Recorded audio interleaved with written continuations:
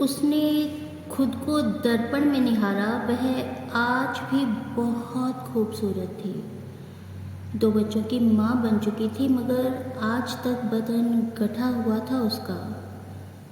पर क्या कारण था कि उसका पति उससे दूर होता जा रहा है? क्या वह इस दूरी को नहीं भर सकती?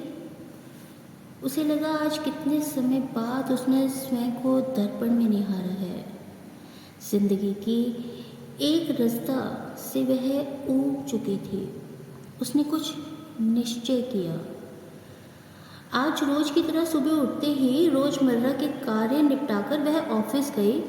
दोपहर तक काम कर उठ खड़ी हुई। बॉस की टेबल पर आधे दिन की छुट्टी के लिए प्रार्थना पत्र रख दिया। पूछने पर कहा कि तबीयत ठीक नहीं है।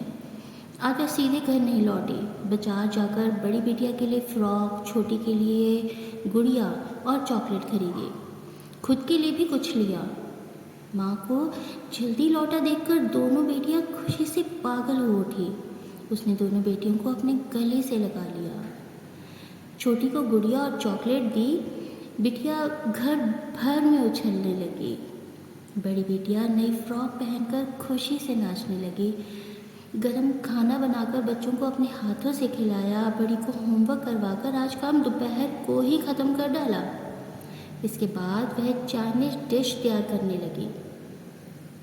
उसे अतीत याद आने लगा। चाइनीज खाना देखते ही साहिल को दुगनी भूख लगनी शुरू हो जाती थी। खाते खाते उसकी तारीफ करते जाते, कहते मन चाहता है बनाने वाले के हाथ चूम लूं। फिर मुस्कुरा कर वह अपना हाथ आगे बढ़ा देती। बाहर आकर घड़ी देखी तो 5 बज चुके थे। उसने विवाह की पहली वर्षगांठ पर साहिल द्वारा उपहार में दी गई साड़ी पहनी। हल्का मेकअप कर तैयार होकर बाहर खड़ी साहिल का इंतज़ार करने लगी। साहिल आए। उसने मुस्कुराकर उनका स्वागत किया। साहिल थोड़ा आश्चर्यचकित थे। मन में अनेक प्रश्न थे। आज जल्दी घर कैसे? थकी टूटी बिखरे बालों वाली उदास और चुप सी पत्नी की जगह आज एक कैसा परिवर्तन है? मगर साहिल ने उसे कुछ न पूछा। चुपचाप अंदर आए। चाइनीज़ खाने की महक आने लगी। पसंदीदा खाने ने भूख बढ़ा दी। उसने पति के सामने खाना परोसा। साहिल चुपचाप खाते रहे। आज चाइनीज़ खाते समय पहले जैसा कुछ भी नहीं था।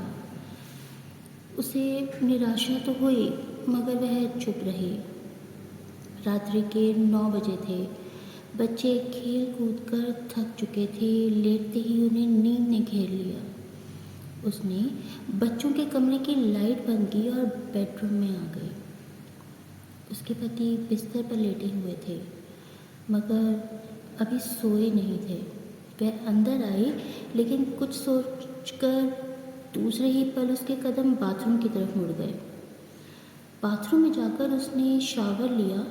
फिर दोपहर को बाजार से खरीदी गुलाबी पारदर्शी नाइटी पहन ली। जिंदगी में पहली बार अकेले बाजार जाकर वह अपने लिए कुछ खरीद कर लाई थी। गुलाबी लिपस्टिक और छोटी सी बिंदिया ने चेहरा चमका दिया था उसका।